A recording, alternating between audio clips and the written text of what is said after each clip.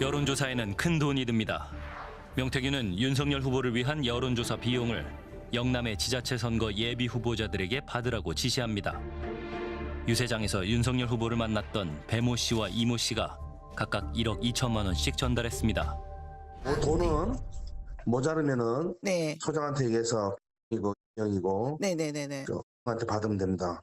예, 알겠습니다. 추가 좀 받아가 난가 돈을. 네네네네. 이거 내가 다 돌린다고 다 공지했거든. 아, 알겠습니다. 예, 그럼 지금부터 매일 선거일까지 돌린다. 네네. 10일이잖아. 네네네. 적은 돈 아니지?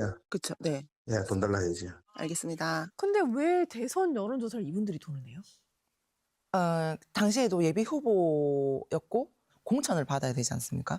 근데 이분들이 그 대통령한테도 인사를 다 했고, 그리고 명태균이가 공천을 받아줄게 약속을 했던 분들이라 어떻게든 뭐 대선에 기여를 해서 그러니까 당선되기까지의 기여를 해서 본인들이 공천 받게끔, 그러니까 명태균은 독립자금이라는 표현을 했었거든요.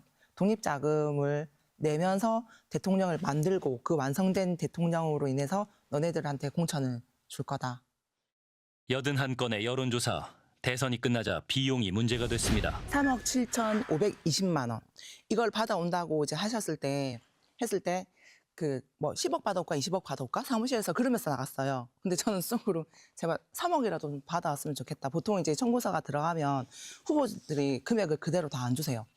거의 이게 할인을 해달라는 식으로 좀 빼달라 이런 식으로 얘기를 하기 때문에 저희가 거의 이거 원가로 썼거든요. 저는 이제 자체 비용 같은 경우는 샘플 수에 거의 진짜 원가 전화비 정도만 책정을 했었는데 뭐 10억 받아올까 20억 받아올까 했는데 아예 1원도 안 받아오시고 김영선 공천으로 받아온 거죠. 지자체 공천을 받지 못한 후보들이 강하게 반발했습니다. 아니 내가 볼 때는 나를 그렇게 벌렁 들여놓고 네. 나는 내 인생이 파탄에 그 돈을 한두 번 그거만 아니고 그 때문에 또 경선까지 나가서 돈을 몇 억씩 쏘아버렸잖아. 그렇죠. 네. 그가 그래 그 되겠어 그래?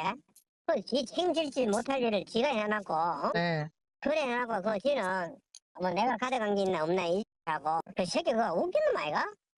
명태균은 윤석열 당선자로부터 여론조사 비용은 받지 못했지만 김영선 공천이라는 선물을 받았다고 말합니다. 김영선이 경선 때도 열심히 뛰었으니까 너는 김영선이 좀 해줘라 그랬는데 이게 말이 많네.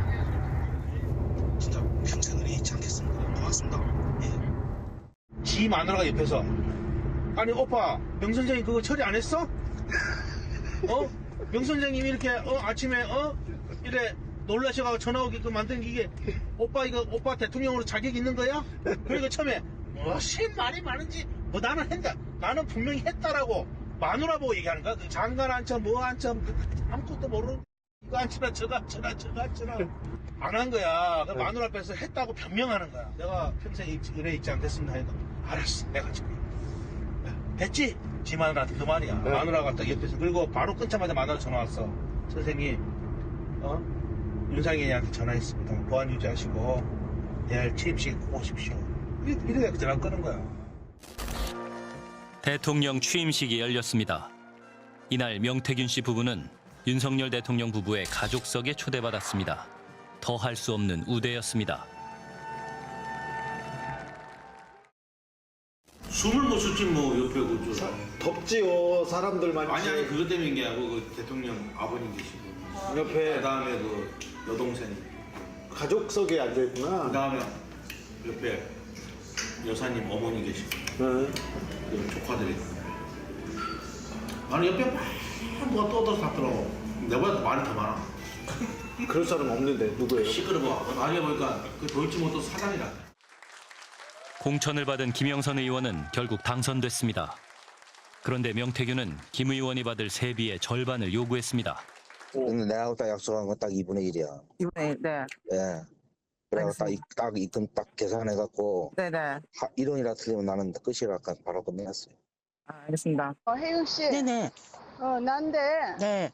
그 명본부장이 네. 그 저기 돈 받는 거를 어떻게 받으라고 그러더나? 일단 현금으로 해야 되는데 제 통장으로 입금해 주시면 제가 찾아서 명본부장님한테 현금으로 찾아드리는 걸로.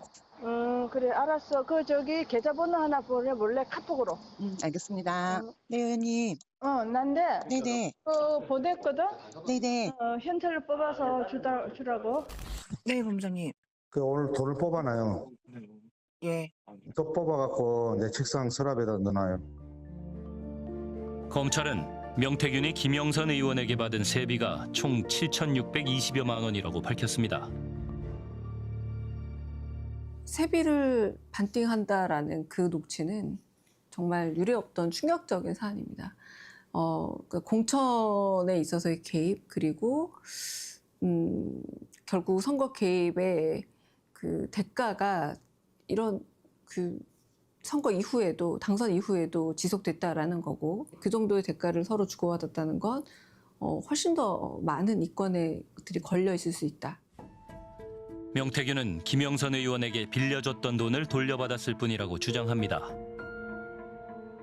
그거 제가 빌려준 돈 받았는데 제가 뭘 얼마 빌려준지는 알고 계세요? 얼마 빌려주셨습니까? 제가 써놨잖아요. 6천만 원. 진해할 때 3천만 원, 9천만 원 빌려줬습니다. 명태균은 대통령 부부를 들먹이며 오선의 김영선 의원을 윽박지르곤 했습니다. 대표님. 왜 얘기해? 하지 말라니까요. 대통령이 알아서 하겠다 하는데 왜 그래요? 본인이 대통령입니까? 내가 지시받았다 이제 못안 내려왔다 했잖아. 김건희 딱 붙어야 본인이 다음에 죽선을 할 거 아닙니까? 시킨 대로 해야. 어디 붙어야 먹고 산다고 내가 얘기해. 김건희가 권력을 쥐고 있잖아요. 권력진 사람이 오다를 내리는데 본인이 왜 잡소리 합니까?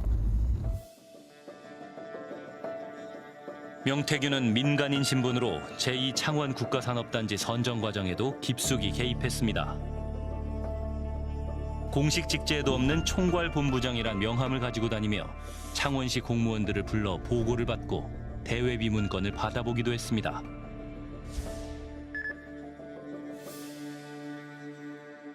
명태균이 헤드 테이블에 앉아 있어요. 거만한 모습으로 아무리 좋은 말을 해도 좋게 안 들려. 공무원들이 눈치로 먹고 사는 사람들이에요. 딱 가면 헤드 테이블에 저기 대장이구나, 저게 다 하는구나 다 알아. 가면 회의도 자기가 주관해.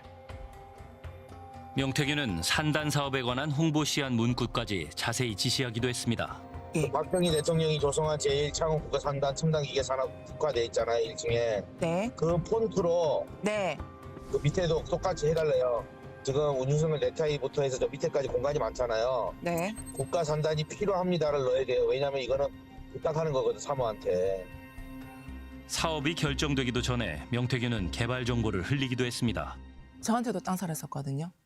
저한테도 땅 사라 했고 공무원들한테도 땅을 사라 했었고 그러니까 차명으로 사라. 지역 주민들한테도 땅을 사라라고 많이 권유했었습니다. 2023년 3월 윤석열 대통령은 제2창원 국가산업단지 사업을 추진하겠다고 발표했습니다. 이를 확실하게 중요한 것은 속도입니다. 오늘 발표된 국가 첨단 산업단지 조성이 신속하게 추진될 수 있도록 방산 원자력 융합 산업 거점을 조성하겠습니다. 창원 산단 사업도 본인이 성사시켰다고 주장해온 명태균. 이런 주장이 지역에서 통했던 것은 명 씨와 김건희 여사의 특별한 관계 때문이었습니다.